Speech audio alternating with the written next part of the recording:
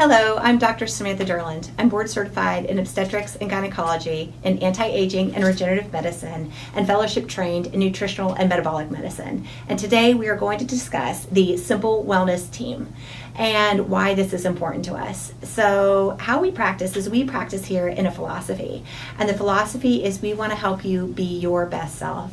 And we also have a framework of thought that we all believe in and have buy-in. And so we have this amazing team to help you get better.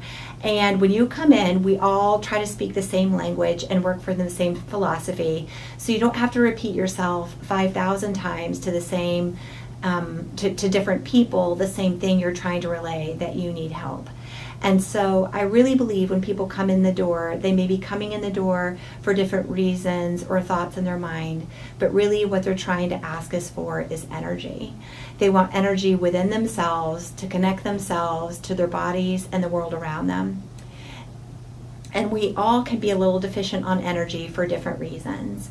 And it becomes more important as we age that we understand where we get energy from and who we're giving it to, because youth is energy and it's given to us freely the day we're born.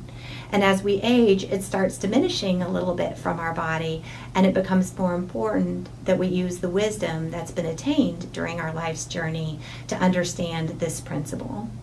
So we here all are medically trained individuals that work together to try to help you find the most energy in your life and navigate this crazy system of medicine in the most simplistic fashion, so that you get we can help you find the most energy, we can help give you the most energy, and then further teach you how to simply apply that energy to the life you live to get the biggest return. So within that, I really think it's important that people understand the concept of accountability and the challenge of applying the principles to life, because change takes energy and it takes intent. So lifestyle change is hard, but not impossible. And so oftentimes too, and there's no condemning lifestyle change, it's just fear of the unknown. So think about lifestyle even to start with. So where do we learn lifestyle? Where do we learn thought processes? We learn that over our life course, and we also learn a lot of it when we're little kids. Does anyone, or did anyone when I was a little kid, sit me down and teach me, hey Sam, you know what? If you're trying to process through stress, this is a really efficient, good way to do it as a human being.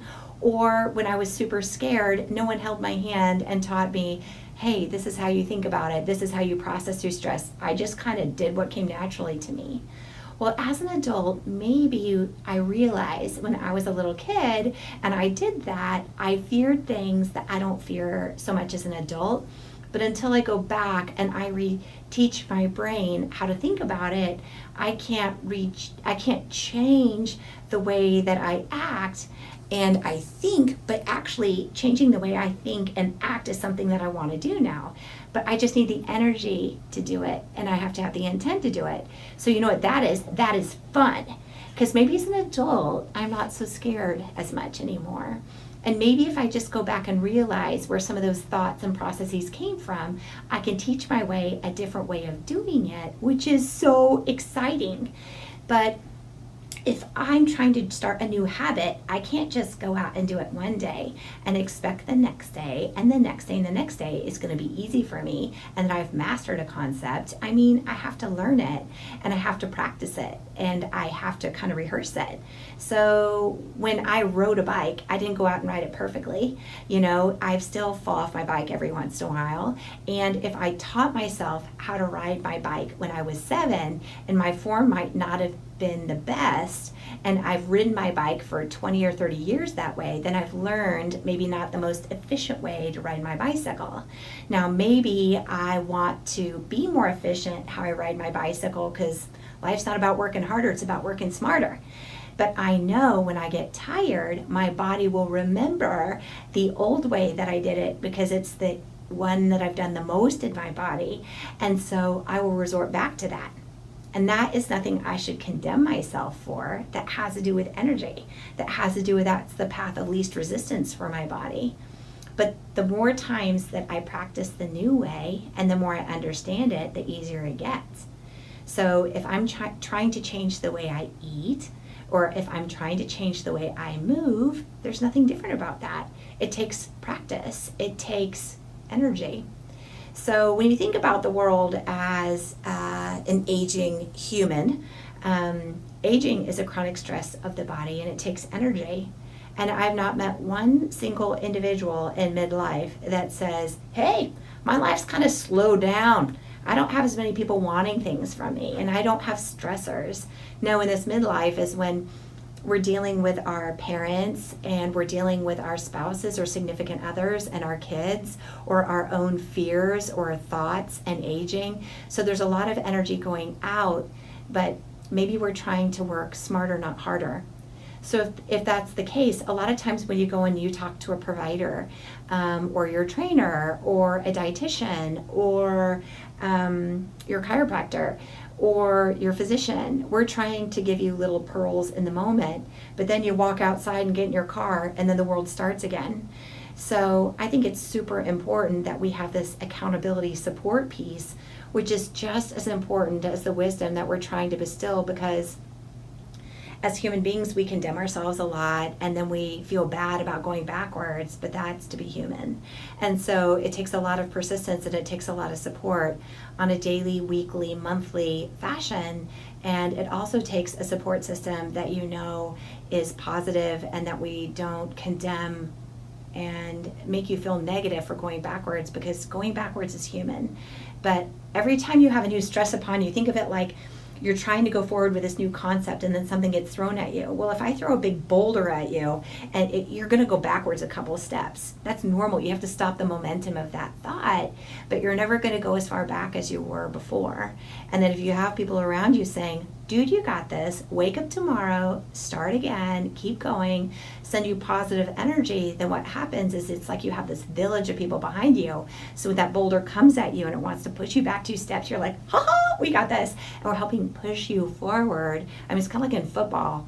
You know, you have your offensive line, and then you got your running back in the back. And so, you know, sometimes you get people behind and they're pushing them forwards, and then you get the touchdown. And that's so cool. And over time, when you keep running forward and you accomplish and you start believing and you start believing, you realize you're doing it all by yourself, which is so cool. So I just hope that people realize the importance of accountability and the simple team of support, because the team is just as important as the concept.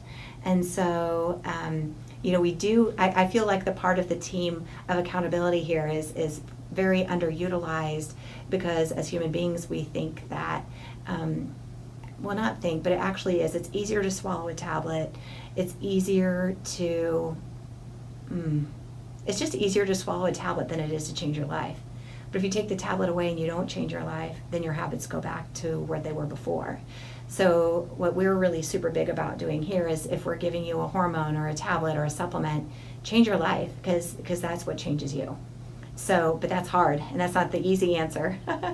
Oh gosh, love it, but it's what we all have to kind of work together to do. And in trying to change your life, don't condemn yourself for the momentum of negative energy coming your way, pushing you backwards, because that's just energy, that's normal. But the team behind you, we always are trying to push you forward, and we support you in your journey. So please entertain this concept of support. Please entertain this concept of a wellness team and of accountability, because the reason it's easier to go in for your visits is because it's easier, it takes less time, and medically wise, I acknowledge I was trained to use tablets or things to help the human body heal, because it requires less energy, but ultimately it's lifestyle modification, and it's change of the world, and it's change of how we think, that actually changes your life. So entertain that thought and know that we're here for you. And I hope you have a great day.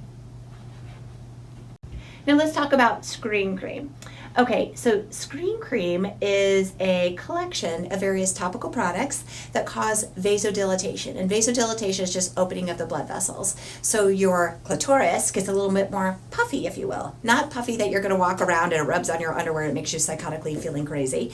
But what it does is it just makes it more sensitive. And so if it's more sensitive, if your clitoris is stimulated, usually your brain, I think as a female's brain, your brain's like, do, and all of a sudden it's like, oh my gosh, I have a clitoris today. And it's like, it keeps happening. It keeps being stimulated, and pretty soon your brain, even if it is fearful, even if it doesn't want to go down there, pretty soon it can't not think, and it's like, vroom, it starts thinking through your clitoris for only a few moments, of course. And if that can start happening, you know what? You'll start to get more moist. That is for sure. If you can bring your brain to your clitoris, and your clitoris is very pleasurably stimulated, then lubrication totally starts happening. And then once your brain gets in that space, then it becomes an easier space to enjoy the act of intercourse. So when a lot of people will give scream cream just before you have sex, but my point as a fellow female is that is the craziest thing I've ever heard. Like, what my problem as a female is I just don't want to have sex sometimes, and my partner, though, it's a place that I connect with my partner, so it's important that I do that. So I just advocate for women, put it on every morning when you wake up. Maybe you'll think about your clitoris a little bit that day, and also put it on maybe before you go to bed, because maybe if you have sex, you'll have better orgasms, and no one ever complains about that. So that's another thing you can do. The other thing I talk to a lot of women about is vibrators, and I'll talk to them about that because, you know, as a female, I believe that if I stimulate my clitoris, I'm so much better at it than anybody else, simply because I know how much I would love it to be stimulated and how much I don't want it to be stimulated, and so you just have more control over that. And so anyway, sometimes if you use a vibrator while you're having sex, it again brings your brain to your clitoris, which makes you more aware of that area. That can make it more pleasurable, and then over time you can kind of learn another space that you allow yourself to be into, and that your control over that really helps you too. Another thing that sometimes people will have is maybe people have learned a lot of discomfort down there, and they have dyspareunia, or they have vasospasms or vaginismus, and that is where when anything gets introduced into the vagina, there's this really strong contraction to not let anything in. And it's painful. And so I've had many patients that I've talked about that. And so we'll talk about various things you could put in the vagina, because you, as a woman, if you put it in, you are not going to hurt yourself. And so you can kind of hopefully potentially desensitize yourself over time within your own space. And so things that you could put in your vagina include, like, tapered candles are really good because they start out really small and then they widen towards the bottom. And so you can kind of gently, you know, kind of put that in, and then if it spasms, just wait for a moment, sit and calm. You know you're not going to hurt yourself, and then you could advance it a little bit further. So by having an opportunity to be in your own space with your own self, sometimes you can kind of help desensitize your body's vaginismus as well, because it's really hard to do that with another human being, especially in a sexual act, because to tell your partner, I'd like you to go slow, please don't hurt me, they get so excited that sometimes it just introduces this emotional barrier sometimes. And so I just want to throw it out there as a fellow female that open up that space for yourself. Be okay with your vagina. Be okay with helping it. It's part of you. And if you need help in this space and someone to talk about it, that's what we love to help people with too. So just know that we're here for you, or, you know, find someone that you are comfortable with to help you kind of navigate this space. So if being moist during intercourse is a challenge, hopefully this has been super helpful for you to talk about. So again, if you're postmenopausal, hormones, also procedures, before you've gone through menopause, know that there can be anatomy that's up inside, or if it's learned, pull your brain to that pleasurable space with stimulating your clitoris using various topicals, vibrators, shockwave therapy. There's just a lot you can do. So don't be afraid to talk about it. Hopefully this gives you some ideas, and if you need somebody more to talk with, we're here. So I hope you have a great day. I hope this has been super helpful. Orgasms are awesome. And that's all.